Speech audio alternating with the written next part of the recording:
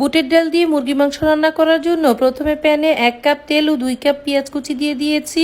আস্ত গরম মশলা দিয়ে কিছুক্ষণ নেড়েচেড়ে এখানে 2 টেবিল চামচ দিয়েছি আদা রসুন বাটা, 2 চা চামচ দিয়েছি মরিচের গুঁড়া, 1 চা চামচ হলুদের গুঁড়া, 1 চা চামচ ধনিয়া গুঁড়া, পরিমাণ মতো লবণ, 1/4 চা চামচ জায়ফল জয়ত্রী গুঁড়া, পরিমাণ মতো পানি দিয়ে মশলাটা খুব ভালোভাবে কষিয়ে নিয়েছি।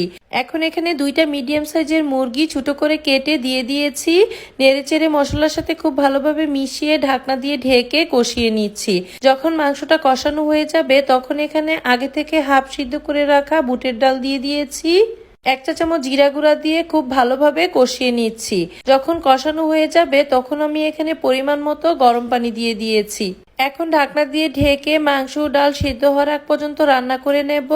ঢাকনা খুলে আমি এখানে হাফ চা চামচ গরম মশলার গুঁড়া, 1 টেবিল চামচ ঘি ও কয়েকটা কাঁচামরিচ দিয়ে দিয়েছি। এইভাবে বুটের ডাল দিয়ে মুরগির মাংস রান্না করলে খেতে অনেক বেশি সুস্বাদু হয়।